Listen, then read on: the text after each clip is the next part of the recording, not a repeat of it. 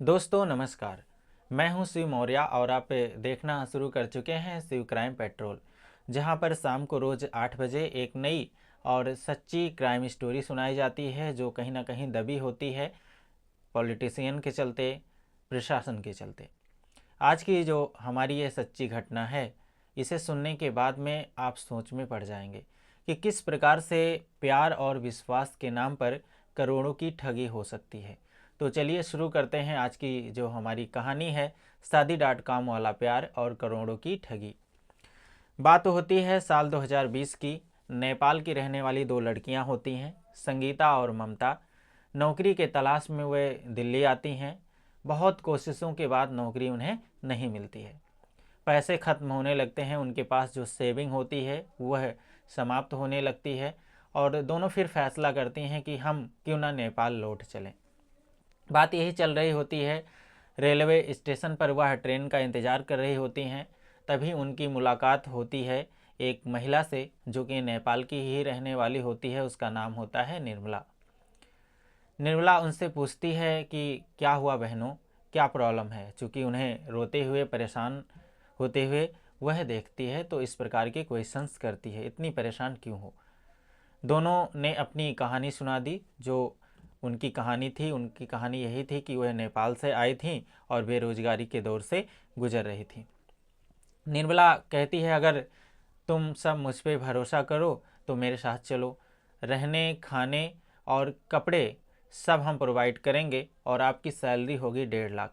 इस प्रकार से जो है वह उन लड़कियों से बातें करती है। लड़कियां पहले तो झिझक जाती हैं, लेकिन चूंकि वह भी महिला नेपाल की ही रहने वाली होती है इसलिए वह ट्रस्ट कर लेती हैं और उसके साथ चली जाती हैं। लॉकडाउन का टाइम चल रहा होता है।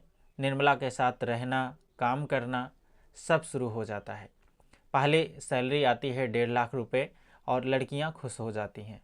उन्हें यह नहीं पता था कि वह जिस काम को अंजाम दे रही हैं वह साइबर ठगी से जुड़ा हुआ मामला है। धीरे धीरे इस नेटवर्क ने भारत के कई राज्यों में अपने पैर पसार लिए।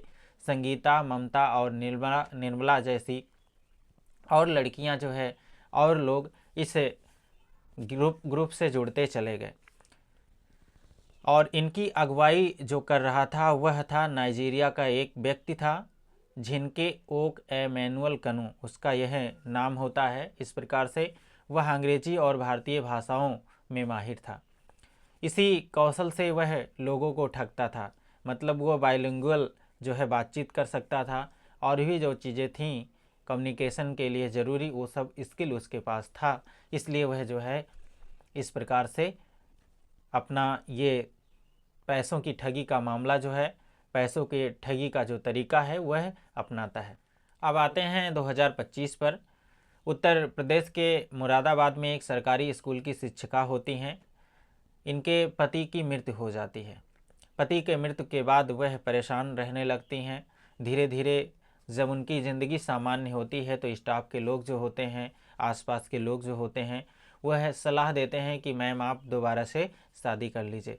पहले तो मैम हिचकती हैं, लेकिन फिर बाद में काफ़ी सोचने के बाद में वह जो है इस बात के लिए एग्री हो जाती हैं। सब लोग कहते हैं मैम आप सुंदर हैं, आप युवा हैं, इसलिए आपको शादी कर लेनी चाहिए। ये सब बातें जो है उनके दिमाग में समझ में आ जाती हैं।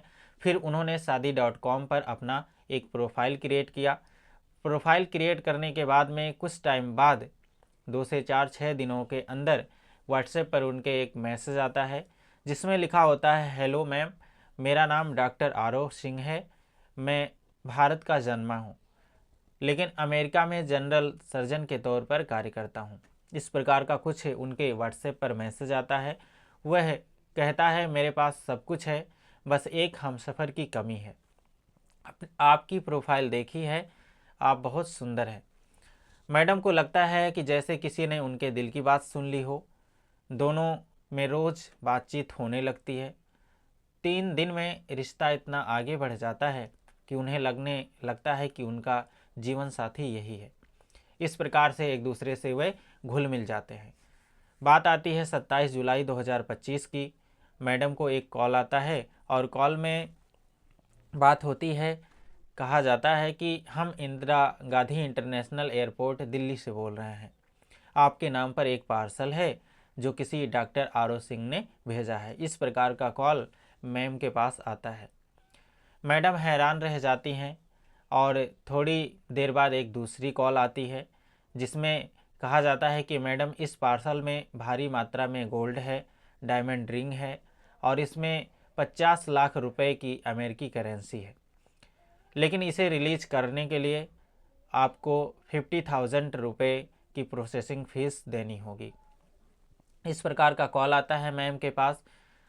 पहले तो मैडम ने साफ साफ इनकार कर दिया, चूँकि वह भी पढ़ी लिखी थी और समझदार थी, लेकिन थोड़ा सोचने के बाद में जब उन्होंने ये सोचा कि जब 50 लाख रुपए कहीं मिल रहे हों, इतने भारी मात्रा में गोल्ड मिल रहे हों, डायमंड रिंग उसमें रखा हो, तो हमें 50,000 रुपये पे कर देने चाहिए। और बात थी आर.ओ. सिंह की, यहाँ ट्रस्ट की बात थी। उन्होंने पैसे तुरंत ट्रांसफ़र कर दिए, लेकिन यहीं से असली ठगी की शुरुआत होती है।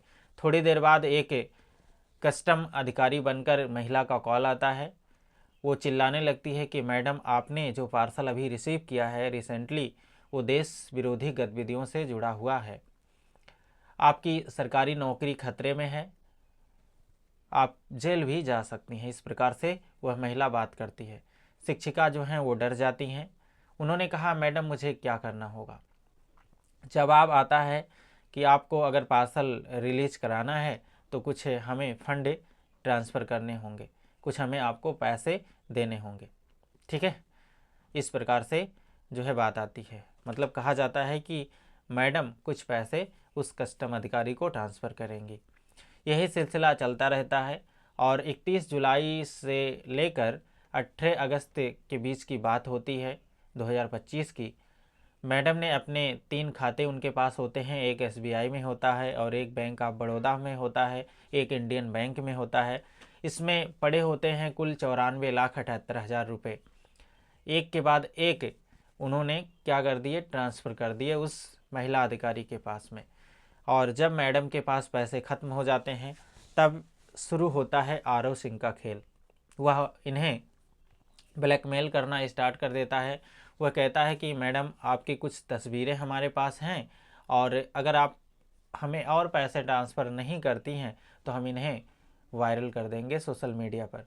इस प्रकार से मैडम बुरी तरीके से फंस जाती हैं और फिर जब मैडम टूट चुकी होती हैं, उनके पास कुछ पैसे नहीं बचते हैं आर.ओ. को देने के लिए, तो वह जो है 31 अगस्त को हिम्मत जुटाती हैं और पहुंच जाती हैं साइबर क्राइम थाना मुरादाबाद।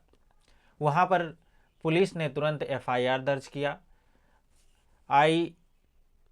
IT एक्ट की धारा 66D, IPC की धारा 419 और 420 के तहत मामला दर्ज किया जाता है। जांच में पता चलता है कि कॉल करने वाली जो महिला थी सुनीता, जो कि मणिपुर के चंदेल ज़िले की रहने वाली थी।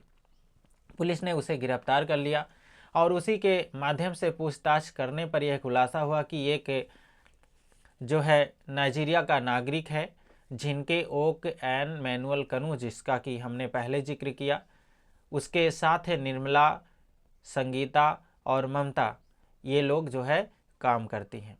पुलिस ने पूरा ट्रैप बिछाया, डिलीवरी बॉय बनकर ऑपरेशन चलाया और आखिरकार 2 अक्टूबर 2025 को गिरोह के सभी सदस्य गिरफ्तार हो जाते हैं। जांच में सामने आता है कि यह गिरोह जो होता है 18 राज्यों में 37 से ज़्यादा केसों में शामिल था और करीब 100 करोड़ की ठगी कर चुका था, 100 करोड़ की ठगी कर चुका था, आप सोच सकते हैं। इसके बाद मुरादाबाद पुलिस ने, जब तक हम यह कहानी आपको सुना रहे हैं, शिक्षिका के खाते में लगभग 16,000 रुपये वापस दिलवा दिए थे। आगे की जो रकम बच रही है उस पर कार्रवाई शुरू है, क्योंकि कुछ रकम बाहर भी ऐसा हो सकता है कि चली गई हो, तो उसको लाने में टाइम ज़्यादा कंज्यूम हो सकता है, उसकी जो प्रोसेसिंग प्रक्रिया है उसमें समय लग सकता है। दोस्तों, इस कहानी को सुनाने का उद्देश्य किसी का मजाक उड़ाना नहीं है, बल्कि आपको सतर्क करना है कि किस प्रकार से इस ऑनलाइन की दुनिया में कोई सपनों का राजकुमार अगर पैसों की बात करता है तो समझ जाइए वहाँ कुछ गड़बड़ है। मैं हूँ शिव मौर्य और आप देख रहे हैं शिव क्राइम पेट्रोल। दोस्तों, अगर आपको ये सच्ची कहानी पसंद आई हो तो आप हमारे चैनल को सब्सक्राइब करिए, वीडियो को ज़्यादा से ज़्यादा शेयर करिए और साथ में इसे लाइक भी करिए। अगर आप हमारे फेसबुक पेज पर देख रहे हैं इस कहानी को, तो आप फेसबुक पेज को फॉलो करिए और ज़्यादा से ज़्यादा इस पेज को लोगों तक रिकमेंड करिए कि इसे फॉलो करें। इंस्टाग्राम आईडी पर देख रहे हैं तो आप इसे फॉलो कर लीजिए।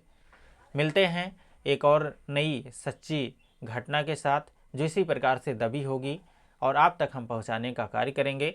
आप सतर्क रहिए, सावधान रहिए, क्योंकि अपराध हमेशा आपके आसपास ही घटित होता है। जय हिंद, जय भारत।